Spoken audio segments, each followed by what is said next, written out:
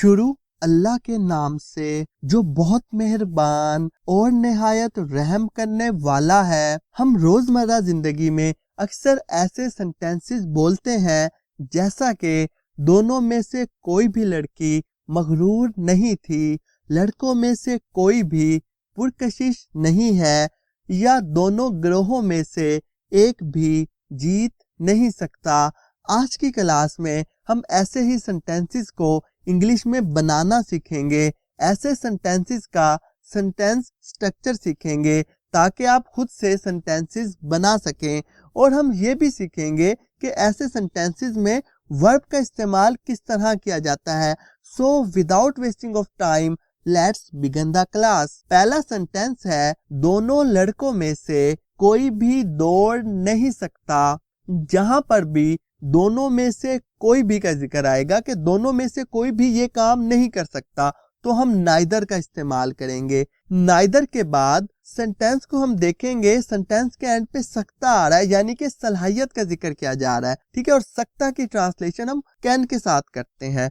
Subject के बाद हम कैन लगाएंगे, कैन के बाद वर्ब की फर्स्ट फॉर्म आएगी। तो आइए इस सेंटेंस को ट्रांसलेट करते हैं। दोनों लड़कों में से कोई भी दौड़ नहीं सकता, नाइदर ऑफ द पहले आ जाएगा। उसके बाद यहाँ पे सब्जेक्ट देखेंगे। सब्जेक्ट किसी भी सेंटेंस का मेन पार्ट होता है। सब्जेक्ट सेंटेंस में काम करने वाले को भी कहते हैं, तो यहाँ पे सब्जेक्ट है लड़के, नाइदर ऑफ द बॉयज। उसके बाद हम कैन का इस्तेमाल करेंगे, फिर वर्ब लगा देंगे। वर्ब काम के करने या होने को जाहिर करता है। यहाँ पे वर्ब है दौड़ना, तो हम एंड पे रन लगाएंगे। सेंटेंस कुछ ऐसे बनेगा, neither of the boys can run. Next sentence है, दोनों ग्रोहों में से एक भी जीत नहीं सकता। सकता से हमें पता चला कि यहाँ भी सलाहियत का जिक्र हो रहा है, तो इसका स्ट्रक्चर भी सेम ही रहेगा।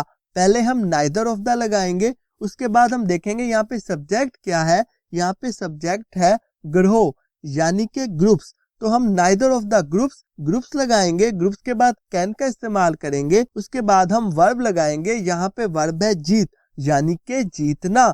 Neither of the groups can win. Next sentence है, दोनों परिंदों में से कोई भी नहीं उड़ सकता। सकता से हमें पता चला कि यहाँ भी सलाहियत का जिक्र किया जा रहा है, तो इसका सेंटेंस स्ट्रक्चर भी सेम ही रहेगा। सबसे पहले हम नाइदर ऑफ द लगाएंगे, उसके बाद हम सब्जेक्ट लगाएंगे। यहाँ पे सब्जेक्ट है birds, neither of the birds. उसके बाद हम कैन का इस्तेमाल करेंगे और फिर वर्ब लगाएंगे। वर्ब है उड़ना, यानी fly, neither of the birds can fly. Next sentence है, दोनों में से कोई भी गाड़ी महंगी नहीं थी। अब ये सेंटेंस हमारे पिछले सेंटेंसेस से मुख्तलिफ है, तो इस वजह से इसका जो स्ट्रक्चर है वो भी चेंज होगा। सेंटेंस में खूबी बयान की जा रही है, ठीक है, खासियत बयान की जा रही है। किसकी खासियत बयान की जा रही है? गाड़ियों की। उनकी क्या खूबी है कि वो महंगी नहीं है। और एंड पे थी आ रहा है, थी से हमें पता चला कि माजी की बात की जा रही है।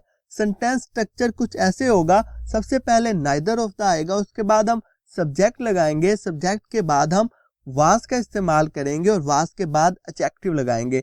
एडजेक्टिव किसे कहते हैं? एडजेक्टिव इंग्लिश का वो लफ्ज होता है जो नाउन या प्रोनाउन की खूबी बयान करता है। सेंटेंस कुछ ऐसे बनेगा, सबसे पहले हम नाइदर ऑफ द लगाएंगे, उसके बाद देखेंगे कि यहाँ पे सब्जेक्ट क्या है। यहाँ पे सब्जेक्ट है कार्स, कार्स के बाद हम वाज लगाएंगे क्योंकि माजी की बात हो रही है। उसके बाद एडजेक्टिव लगाएंगे जो है यहाँ पे महंगी। महंगी को हम इंग्लिश में एक्सपेंसिव कहते हैं, तो एक्सपेंसिव खूबी बयान कर रहा है कारों की, तो वो एडजेक्टिव है। Neither of the cars was expensive. अब एक बात का यहाँ पे ख्याल रखना है, क्योंकि यहाँ पे कार्स आ रहा है, तो कार्स के साथ हम वाज का इस्तेमाल करेंगे। लेकिन वाज तो एक सिंगुलर वर्ब है, एक सिंगुलर नाउन के साथ इस्तेमाल होने वाला वर्ब है। यहाँ पे हमने वाज का इस्तेमाल क्यों किया? क्योंकि यहाँ पे कोई भी नहीं आ रहा है, नाइदर आ रहा है कि कोई भी गाड़ी महंगी नहीं थी, तो सिंगुलर कार की बात हो रही है, ठीक है। तो कार्स के साथ हम वाज का इस्तेमाल करेंगे, वर का इस्तेमाल नहीं करेंगे, जो हम आमतौर पर पास्ट टेंस में